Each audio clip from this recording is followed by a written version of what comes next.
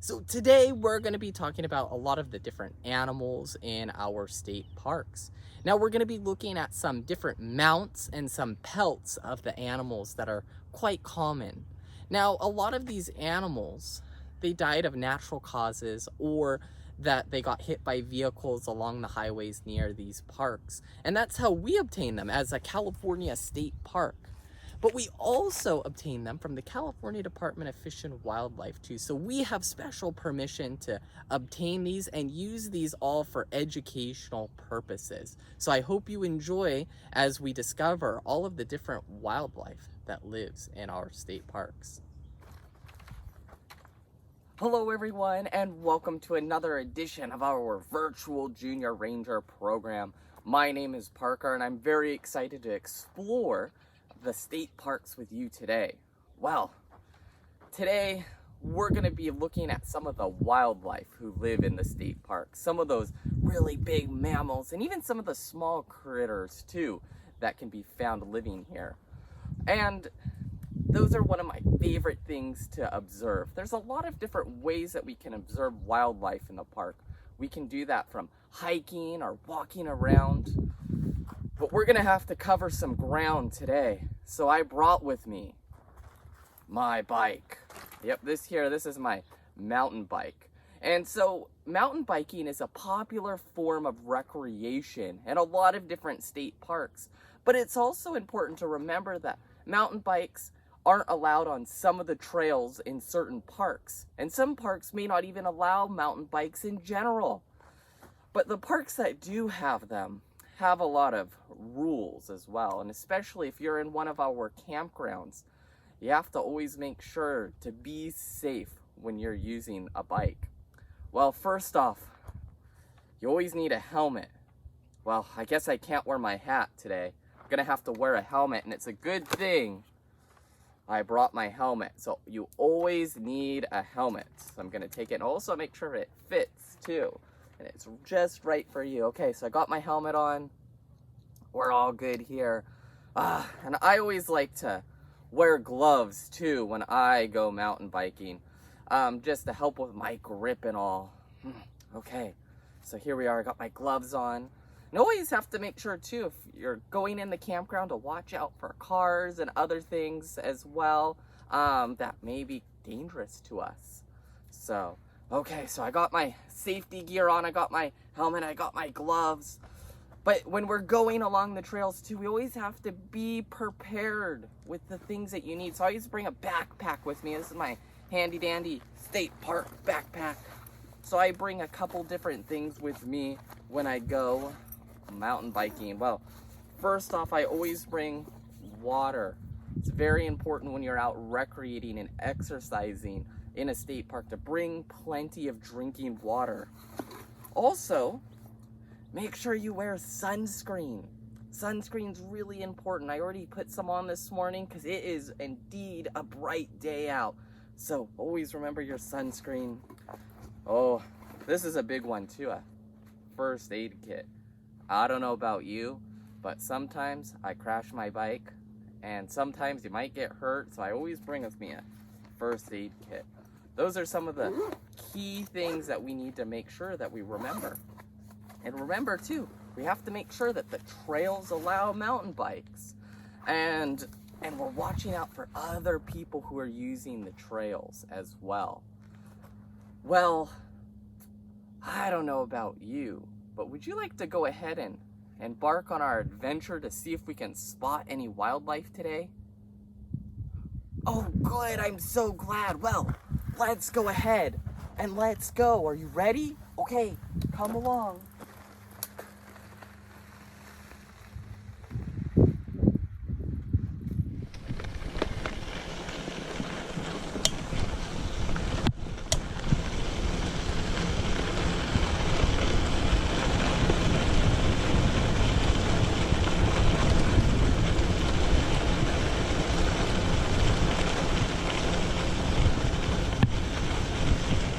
Here I am along one of the trails. I'm looking for some wildlife. Do you see anything along the trail? Let's have a look. I'm looking. Wait a second. You see something? Wait, here we are. Here is our first sighting of the day. Do you know what animal this is? Well, in fact, this is a bobcat. Yep, I know. It's a little bit bigger than cats that we have in our house. But there's a couple ways that we can identify this to be a bobcat. Well, one of them we kind of already mentioned is how big it is. But we also can identify it from its ears. Look at its ears. It's really kind of pointy. And they have these little tufts on the top of them. Yep, these are all bobcats. And then it gets its name bobcat because of its tail. It has a short tail. We call that a bobtail. Do any of you have a bobtail? Well, people don't have these bobtails, but these bobcats, they sure do. And another key feature of these bobcats has to do with their feet. They have retractable claws. So we always look in the ground and see their footprints. And if we don't see any claws, then we know that it must be a cat because their claws are retractable. Well, this was a pretty great find along the trail to see this bobcat. Let's continue and see if we can spot any other wildlife. Okay, well, I figured I would take a break under this oak tree here. Well, I wonder if there's any wildlife that could be under our oak tree. Oh, wait. Do you see one? Oh, we do. We have one of our squirrels. A tree squirrel, to be exact. Because, wait, where is this squirrel at? That's right. It is underneath a tree. Yep, these squirrels, they like to live in trees. And this is our gray tree squirrel because it's gray. And, ooh, look at that magnificent tail that it has. How amazing is that? Well, it uses that tail to help balance itself as it leaps through the trees. But this is our gray tree squirrel. Well, let's go ahead and let's continue down this trail here and see if we can spot any other wildlife. All right, are you all standing? Let's walk together because it is very important to get exercise. All right, so let's walk. I hope you all are hiking with me. I don't see any wildlife. Do you? I'm looking on the trail. Well, let's have a closer look at the trail. A main way that we can identify wildlife is based on their tracks that they leave behind. Do you notice any tracks along the trail? Wait a second. Do you see this? This here is a track from a creature. It's pretty small in size, this track. And then it also has some pointy pieces on the top. That would indicate that it has some sort of sharp claws or something. Well, let's go a little bit further and see if we can figure out who this might be from. Do you see any creatures now? Whoa, wait, look at this. What kind of animal is this? Well, this is our badger, an American badger to be exact. There's a couple ways that we identify this to be a badger. Look at its head. Do you see that line right down the center of its head? Do you have a line like this? I know I don't have a line like this, but these badgers do. Well, let's look at these footprints. Let's see if it would match our tracks. Wait a second, look at its foot. Does that match the track that it left behind? It sure does, doesn't it? Look at those sharp claws that it has. Well, the badger uses these sharp claws to dig holes. It burrows underground, so they dig really big holes along the trails in our parks. But this is a badger.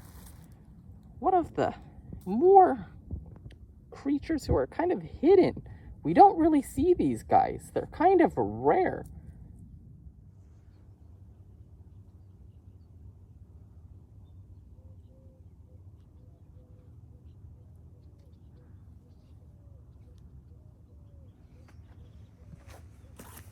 I see that you all have already met my friend the possum. Isn't this cool?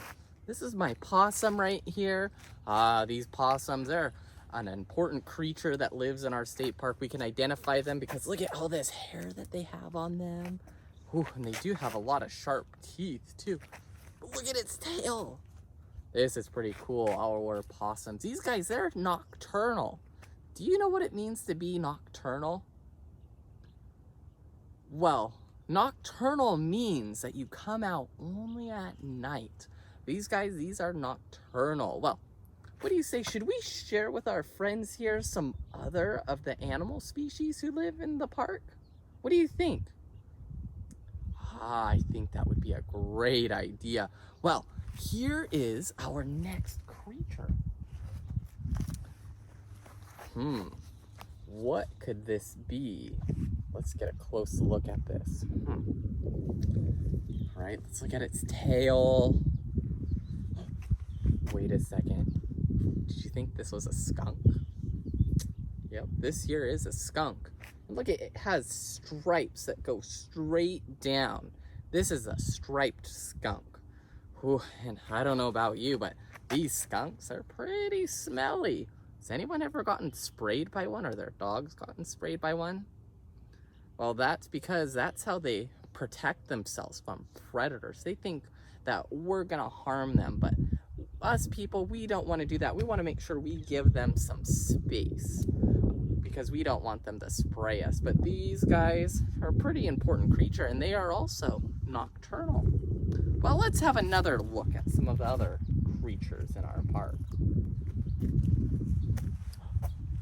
How about this one? What is this? Well, if you said that this here was a raccoon, you got it right. This is a raccoon. This is another nocturnal animal. And just like our skunk that I have, these both are creatures we can find in our backyards and in our neighborhoods. They're all over. I know I've seen both of these, and even our possum in my yard in the city.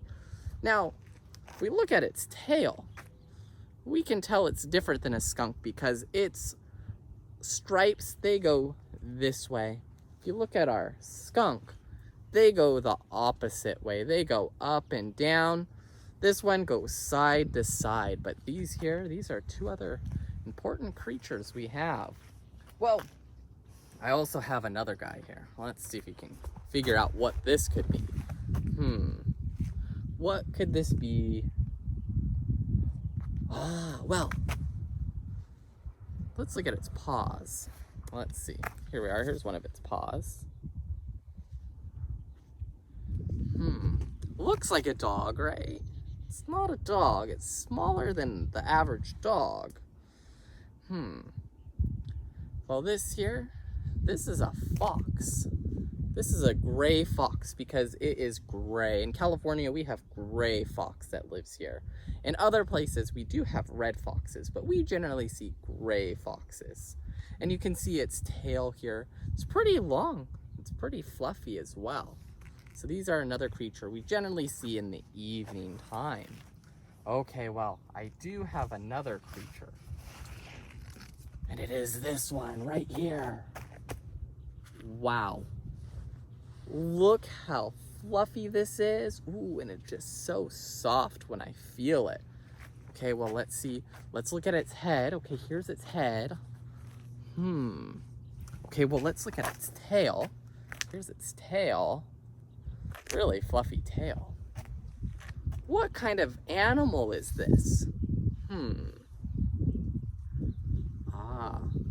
Looks like a dog, doesn't it? Does. Well, this is a coyote. We see lots of coyotes that live in our park, and we can hear them howling in the evening. I hear them all the time as I'm in the park. But this is our coyote right here. Well, I do have one other species that I want to share with you, and this one's very important, okay? It is this one right here. Can you guess what this might be? Okay, it's pretty big. It's really big. It's much larger than our other animals. Okay, let's look at its paw. Okay, here's its paw. Wow, okay, that paw, it's almost as big as my hand, isn't it? It's pretty big. And okay, well, let's look at its tail. Here's its tail. It's a really long tail. That tail, it's almost as long as its body. Watch. Okay, we're gonna look. Look at that. It's as long as its body, its tail is. What could this be though? If you said that this was a mountain lion, you got it right. This is a mountain lion. And these mountain lions are one of the common animals we have. We do see them quite frequently along the trail. And so they have really big paws, as I mentioned, as big as my hand. That's one of the main ways that we can identify them, is by their tracks that they leave on the sand. Here they are. And then look, you can see they have claws, but they are retractable claws. And then one of the key signs of this is our tail. They use these tails to allow them to jump up in the tree. They can jump almost 20 feet up into this tree here. Can you jump 20 feet? I don't know. Are you ready to try? All right, let's all stand up and let's jump. Are you ready? Okay, 1, 2, and 3. Could you jump 20 feet? I couldn't jump 20 feet either. I guess our mountain lion has us both beat. Well, that's what it uses its tail for, and it uses it too to move really fast. Now, there's something important to remember too, that if we ever run into a mountain lion, there's some things we have to follow, because we don't want to run away from it. No, never run away from a mountain lion. It'll think you're food and want to chase you.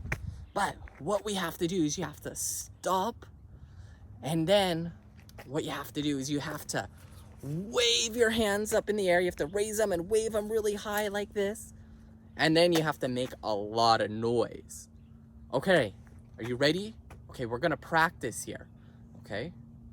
Oh no, there's a mountain lion. Okay, what do I do? Okay, gotta stand up. All right, everyone's standing up. We all stand up. Okay, and then you raise your hand in the air. Does everyone have their hands in the air?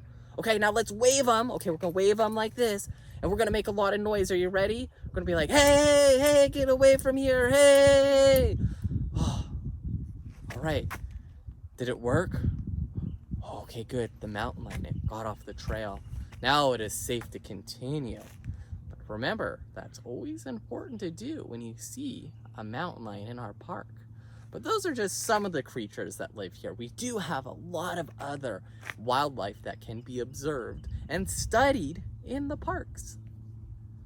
Well, I hope you all have enjoyed exploring our state park today and seeing some of the wildlife that lives here.